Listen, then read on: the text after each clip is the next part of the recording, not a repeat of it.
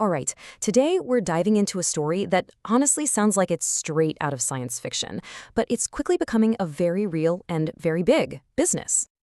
So, to really get our heads around one of the biggest tech pivots of our time, we gotta start with a really simple question.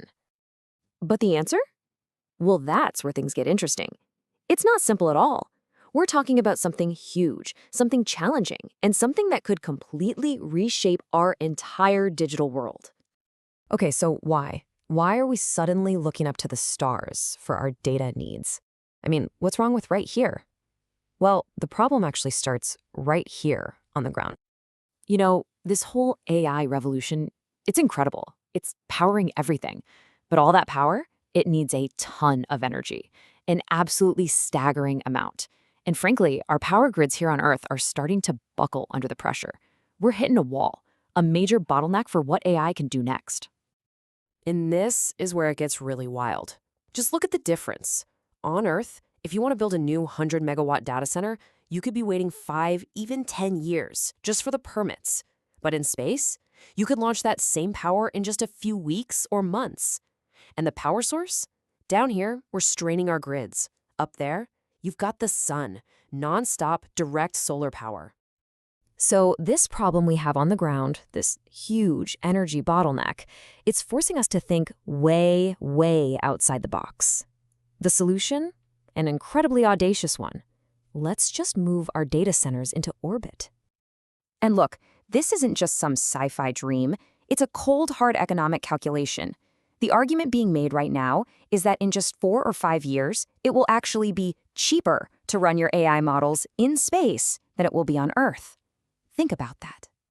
And you might think, okay, that's years away. Nope, this isn't some future plan. It's already happening right now. A company called StarCloud just launched the first mini data center into orbit. And they didn't send up some old calculator. They sent up a powerful NVIDIA H100 chip, the exact same kind of processor that powers stuff like ChatGPT. This is proof of concept, and it's happening as we speak. So what's really crucial to understand here is that all the pieces are finally lining up. You've got the AI tech, and you've got the launch capability, thanks to companies like SpaceX who actually launched that StarCloud payload. All the dominoes for this new digital frontier, they're starting to fall. Okay, but launching the hardware into orbit is one thing. Actually running it up there, that presents a whole new set of challenges. And some of them are pretty mind-bending, to be honest. So what's the biggest problem? It's not the cold, it's the heat. And I know, that sounds completely backward, right? Space is supposed to be freezing. But think about it. Getting rid of all the waste heat from these super powerful processors is unbelievably hard when you're up there. And the reason why is just basic physics. Space is a vacuum. Here on Earth, a fan blows air across your computer's hot parts, and that air carries the heat away. It's called convection, but in a vacuum, there's no air. There's nothing to carry the heat away. A vacuum is a perfect insulator, kind of like a thermos. So all that heat just gets trapped right next to the chip you're trying to cool.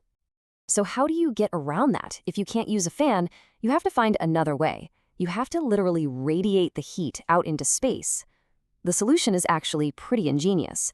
These huge deployable radiator panels, they unfold from the satellite like giant wings, and their job is to act like massive heat sinks, just beaming all that excess energy away into the void. Now, solving these crazy technical problems isn't just about cool engineering. It's actually the key to unlocking a massive financial event, one that could seriously shake up the markets. And this brings us to SpaceX, because for them, this isn't some little side project. This whole data centers in space idea is the core of their strategy to justify an absolutely mind-boggling valuation, potentially $1.5 trillion for their IPO. That would be one of the biggest IPOs in history.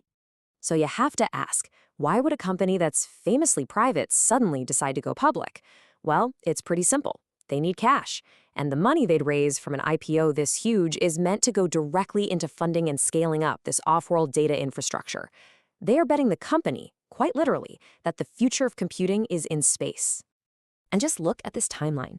It shows you how incredibly fast this is all moving. The first AI processor went up with StarCloud in November 2025.